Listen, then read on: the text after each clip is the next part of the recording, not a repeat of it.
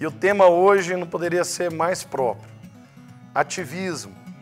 Hoje nós vivemos um tempo em que nos ocupamos cada vez mais de tarefas e de tal maneira que nós não temos um tempo para descansar, um tempo para parar, estamos cada vez mais envolvidos, mais trabalhando, e com isso vem o estresse, vem o cansaço e tantas outras situações. E será que isso é bom? Será que isso é um workaholic, um viciado em trabalho? Será que isso é vantajoso? O que a Bíblia diz a respeito do ativismo? É sobre isso que nós vamos falar hoje.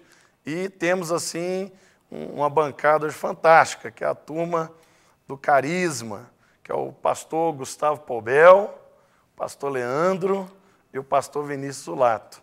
Sejam bem-vindos, alegria estar com vocês. E vocês são muito ativos no ministério? Vocês trabalham muito? Como é que é isso? A gente tem esse desafio do dia a dia, dos tempos de hoje, né? A Igreja Batista da Lagoinha, para quem conhece, é um lugar onde a gente tem muitas oportunidades e, graças a Deus, a agenda sempre é cheia e intensa, né? E eu tenho certeza que os meus colegas também são assim. A gente tem uma agenda bem puxada e o nosso desafio é esse, né? Até o que é uma intensa produtividade ou até onde ela vai para um ativismo, né? Aquilo que a gente pode fazer como ativismo. Acho que seria importante a gente definir para o telespectador o que é ativismo, né? Porque Ótimo. nem todas as pessoas sabem o que é o ativismo. E o pastor Márcio costuma dizer, acho que de uma forma bem simples, que o ativismo é como que um cachorro que fica correndo atrás do seu próprio rabo, ou seja, uma pessoa que faz um tanto de coisa e não sai do lugar, ou seja, ela está cumprindo uma demanda de tarefas, mas sem um propósito, sem um objetivo, sem uma meta, sem uma visão, está simplesmente fazendo um tanto de coisas. E como estabelecer, pastor Leandro, o limite entre uma pessoa produtiva e uma pessoa ativista? Eu acho que nós temos dois princípios aí que pegam bem, que é a questão da verdade e do valor, princípios, né, da sua vida, com que você faz essas atividades. Entrar no ativismo é muito sutil para você, no que você faz, como o pastor Vinícius falou, ficar correndo como um cachorro ao redor do seu próprio rabo, correndo.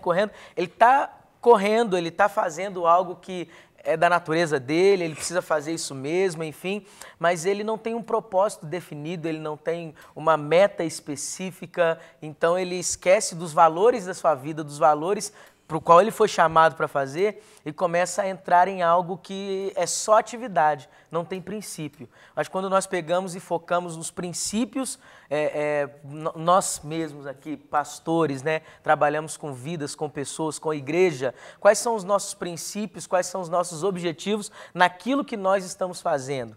Aí a gente consegue pegar e separar um pouco. Peraí, isso aqui eu fui chamado para fazer e eu vou me focar nisso aqui que eu fui chamado para fazer.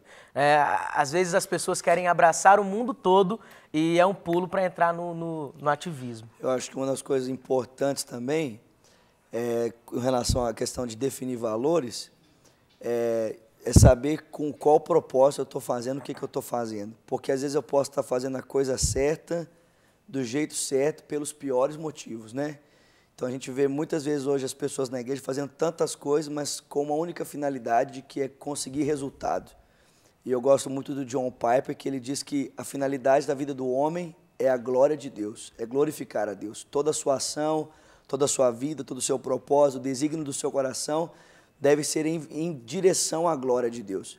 Então tudo que foge à glória de Deus se torna um motivo ou um meio de eu conseguir a glória de uma outra forma, ou a glória dos homens, ou o elogio, ou de alguma outra forma.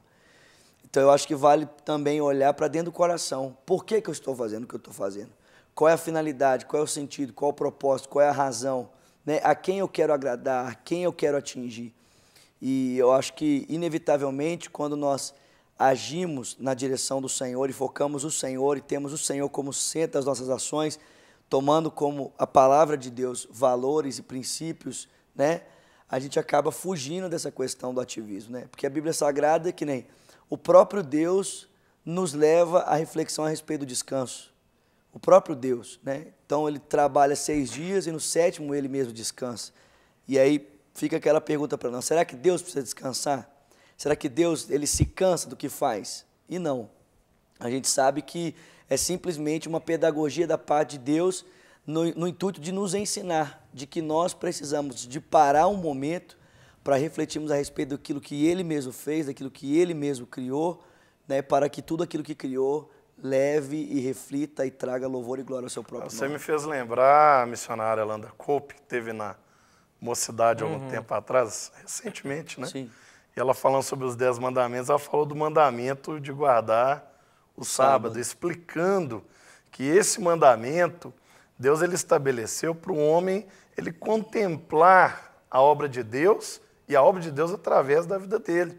O pastor Vinícius falou algo muito importante.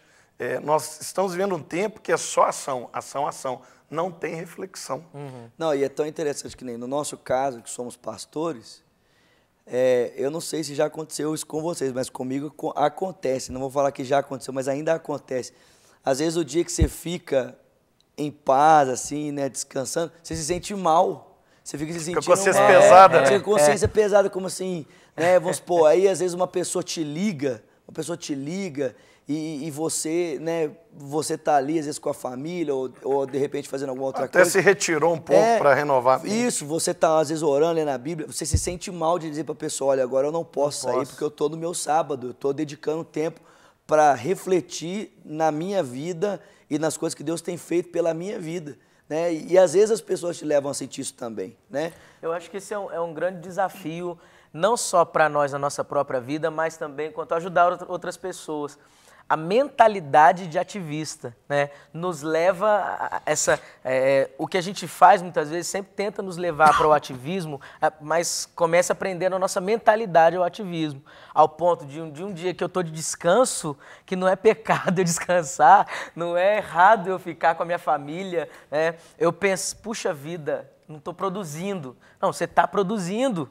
Não, né? e eu acho legal, porque se você parar para pensar, quem trouxe essa lei foi o Senhor, através de Moisés ao povo de Israel. Um povo que havia trabalhado aproximadamente 430 anos, ininterrupto, sem um dia de descanso. Vivendo na escravidão. Vivendo na escravidão. E, de repente, o Senhor vai ensinar o seu povo a como andar no seu estatuto, e Deus diz, olha, para ser meu povo, vocês vão ter que aprender a descansar. Vocês vão ter que aprender a contemplar, através do que eu criei, quem eu sou e o que eu posso fazer para vocês. Então, o próprio Deus, né? E ele se colocando como modelo pedagógico, dizendo, olha, eu mesmo descansei, né? Eu criei todas as coisas e eu descansei. Então, eu acho isso fantástico. Eu acho que esse é um princípio muito importante. A gente tem um colega de seminário, o Drummond, ele leva isso muito a sério, né? E tanto assim, ele pega muito no nosso pé, assim, pelo menos o meu pé, sempre que ele tem a oportunidade de estar comigo, ele fala, olha, Vini, tem que ter o dia de descanso, tem que ter o dia de descanso, tem que ter o dia para descansar. Então, é importante. Recentemente, o pastor Gustavo Pobo, ele também deu aula lá no CTMDT, sobre espiritualidade. E aí eu queria fazer essa pergunta, e vocês ficam em liberdade também de participar. É possível um cristão ser tão ativo na igreja que isso atrapalha a sua espiritualidade? Sim, sim. Existe para isso um texto clássico, né? Quando Jesus entra na casa de Marta e de Maria. Jesus está numa casa onde ele é recebido por Marta e por Maria. Mas a Bíblia diz que a recepção de Maria foi se assentar aos pés do Senhor para ouvir a sua palavra. A Bíblia não diz que foi o dia inteiro, que ela poderia ficar 3, 4 dias fazendo aquilo. A Bíblia fala de um momento onde ele é recepcionado e ela se assenta para ouvir a palavra. Ao ponto de Marta receber Jesus e estar atarefada, né? Jesus disse, e atarefada e fadigada com muito serviço. E aí Marta diz, olha, calma, Jesus diz, calma, sua irmã escolheu a melhor parte e qual não lhe será tirada. Então eu posso sim estar na casa do Senhor, diante do Senhor, e não parar tempo, né? não ter tempo para ouvir a Deus, para falar com Deus, para estar em silêncio com Deus. Dos grandes exercícios espirituais é a nossa solitude, é aquele momento que a gente fica sozinho com Deus e com nós mesmos. Como é bom, né? Eu já ouvi dizer que o adolescente, a criança, o adolescente, o começo da juventude, onde ainda se cresce até os 21 anos de idade, que se cresce quando se dorme. Quer dizer, o momento em que você está dormindo é, na verdade, o momento onde há o crescimento corporal, onde mais se desenvolve. Verdade. Então, é a hora do descanso que a gente vai desenvolver o crescimento daquilo que nós trabalhamos. Mas a gente pode, sim, estar envolvido com a casa do Senhor, cheio de atividades, e não parar para ouvi-lo, né? É até uma questão... O clássico é os fariseus, né? Os caras estavam tão entretidos na lei que não conseguiam perceber o autor da lei passando diante o pé deles. Verdade. Assim, os caras estavam tão presos Bem lembrado. às tradições que os caras não conseguiam perceber aquele que era maior do que o sábado, o sábado, o Senhor de tudo, o Senhor da lei, passando diante deles, na frente deles. Aproveitaram aí. Né? Né? Então, e rejeitaram Jesus. E até numa questão assim bem prática, no nosso cotidiano mesmo, né? A gente tem lá muitas tarefas na mocidade, né? Pastor Richard está bem próximo. Eu dou muitas tarefas. Dando muitas tarefas, né? Designando muitas tarefas. Então, assim... Né? Cobrando muitas tarefas, exigindo tarefas, aleluia. Amém. Mas Fala, assim, Leandro. se a gente não cuidar dessa questão da espiritualidade, a gente passa a fazer muitas coisas e isso vai ficando de lado. Aos poucos, vai se esvaindo, se esvaindo, se esvaindo. Quando você vai ver, você atende aí você faz fonovisita, você liga, aí você vai para o hospital, você faz visita, aí você faz isso, faz aquilo. Mas uma das coisas mais belas na prática da espiritualidade, que é o tempo que você separa para orar, é um tempo que você separa para leitura e meditação da palavra, você vai deixando em segundo plano, quando na verdade deve estar em primeiro plano. Aí eu lembro até que a gente lá tem que passar muito relatório, né? Assim, e eu coloco mesmo. Sério, assim, tem que de passar tudo relatório Tem lá? que passar relatório. Poxa, Tá sabendo, não? Não sabia, rapaz.